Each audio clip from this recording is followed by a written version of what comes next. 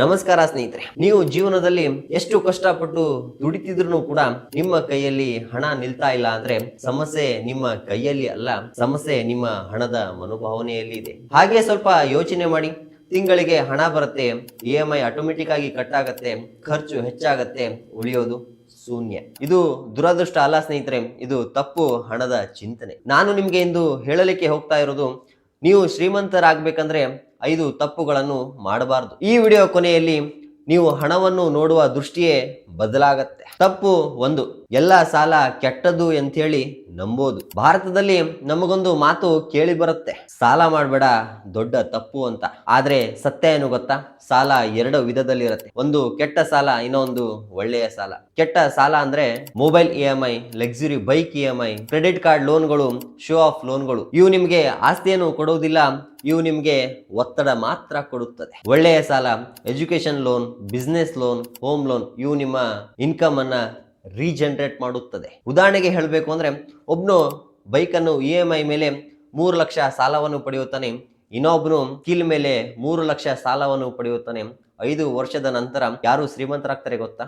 ಯಾರು ಸ್ಕಿಲ್ ಮೇಲೆ ಹೂಡಿಕೆ ಮಾಡಿರ್ತಾನಲ್ಲ ಅವನು ಶ್ರೀಮಂತನಾಗ್ತಾನೆ. ಪಾಠ ಇಷ್ಟೇ ಸ್ನೇಹಿತರೆ, ಸಾಲ ಕೆಟ್ಟದ್ದು ಅಲ್ಲ, ಸಾಲವನ್ನು ಬಳಸುವ ವಿಧಾನ ಕೆಟ್ಟದ್ದು. ತಪ್ಪು 2, ಹಣದ ಬಗ್ಗೆ ಭಯ ಮತ್ತು ಅಪರಾಧ ಭಾವನೆ.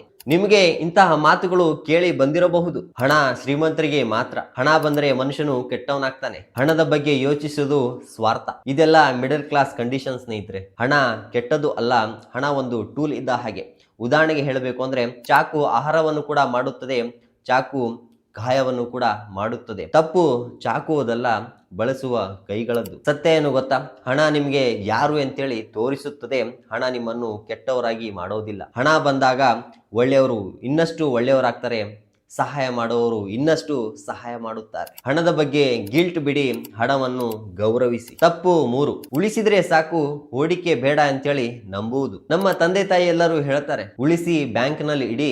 ಆದ್ರೆ ಇಂದಿನ ಸತ್ಯ ಏನು ಗೊತ್ತಾ? ಇನ್ಫ್ಲೇಷನ್ ನಿಮ್ಮ ಹಣದ ದೊಡ್ಡ ಶತ್ರು. ನಿಮ್ಮ ಹತ್ರ 1 ಲಕ್ಷ ರೂಪಾಯಿ ಇತ್ತು ಅಂದ್ರೆ 10 ವರ್ಷದ ನಂತರ ಅದರ ವ್ಯಾಲ್ಯೂ ಕಡಿಮೆ ಆಗುತ್ತೆ. ಸೇವಿಂಗ್ಸ್ ಹಣವನ್ನು ರಕ್ಷಿಸುತ್ತದೆ, ಇನ್ವೆಸ್ಟ್ಮೆಂಟ್ ಹಣವನ್ನು ಬೆಳೆಸುತ್ತದೆ. ಉದಾಹರಣೆಗೆ, ಬ್ಯಾಂಕ್ ನಲ್ಲಿ FD ಇಟ್ಟರೆ ನಿಮ್ಗೆ 6% ಸಿಗುತ್ತೆ, ಇನ್ಫ್ಲೇಷನ್ ಮಾಡಿದ್ರೆ 7% ಸಿಗುತ್ತೆ. ಅಂದ್ರೆ ನೀವು ಪ್ರತಿ ವರ್ಷ ನಷ್ಟದಲ್ಲಿದ್ದೀರಾ. ಪಾಠ ಇಷ್ಟೇ ಸ್ನೇಹಿತರೆ, ಉಳಿಸೋದು ಬದುಕಿಸಲು, ಹೂಡಿಕೆ ಮಾಡೋದು ಶ್ರೀಮಂತರಾಗಿಸಲು. ತಪ್ಪು 4, ಹೂಡಿಕೆಯನ್ನು ನಂತರ ಮಾಡೋಣ ಅಂತೇಳಿ ತಳ್ಳೋದು. ಎಲ್ಲರೂ ಸಾಮಾನ್ಯವಾಗಿ ಒಂದು ಮಾತನ್ನು ಹೇಳ್ತಾರೆ, ನನ್ನ ಸಂಬಳ ಹೆಚ್ಚಾದ್ಮೇಲೆ ನಾನು ಇನ್ವೆಸ್ಟ್ಮೆಂಟ್ ಅನ್ನ ಮಾಡ್ತೀನಿ, ನನ್ನ ಮದುವೆ ಆದ್ಮೇಲೆ ನಾನು ಇನ್ವೆಸ್ಟ್ಮೆಂಟ್ ಅನ್ನ ಮಾಡ್ತೀನಿ, EMI ಮುಗಿದ ಮೇಲೆ ನಾನು ಇನ್ವೆಸ್ಟ್ಮೆಂಟ್ ಅನ್ನ ಮಾಡ್ತೀನಿ ಅಂತ.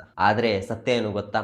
ಸಮಯ ಹಣಕ್ಕಿಂತ ದೊಡ್ಡದು. ಉದಾಹರಣೆಗೆ ಹೇಳಬೇಕು ಅಂದ್ರೆ, 25 ವರ್ಷದಲ್ಲಿ SIP ನ 5,000ಕ್ಕೆ ಶುರು ಮಾಡಿದ್ರೆ ಅದೇ 35 ವರ್ಷಕ್ಕೆ ನಾವು 10,000ದಿಂದ ಶುರು ಮಾಡಬೇಕಾಗತ್ತೆ. ಕಡಿಮೆ ಹಣ ಹಾಕಿದವನು ಹೆಚ್ಚು ಸಂಪತ್ತನ್ನು ಕಟ್ಟುತ್ತಾನೆ. ಪಾಠ ಇಷ್ಟೇ ಸ್ನೇಹಿತರೆ, ಪರ್ಫೆಕ್ಟ್ ಟೈಮ್ ಅಂತೇನು ಇಲ್ಲ, today is the best time. ತಪ್ಪು 5, ಹೂಡಿಕೆಯನ್ನು ಆಟೋಮೆಟಿಕ್ ಮಾಡದೇ ಇರುವುದು. ಮಾನವನ ದೊಡ್ಡ ಶತ್ರು ಯಾರು ಗೊತ್ತಾ?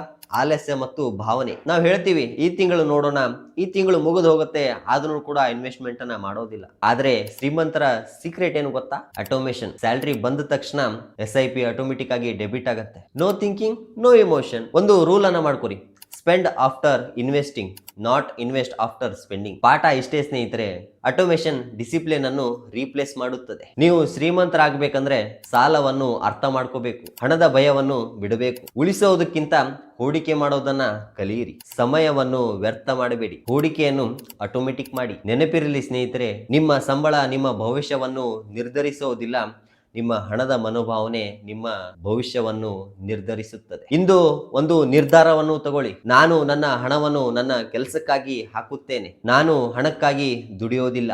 ಈ ವಿಡಿಯೋ ಇಷ್ಟವಾದರೆ ಲೈಕ್ ಮಾಡಿ, ಶೇರ್ ಮಾಡಿ, ನಿಮ್ಮ ಸ್ನೇಹಿತರ ಭವಿಷ್ಯಕ್ಕಾಗಿ ಕಮೆಂಟ್ ಮಾಡಿ. I will choose money mindset.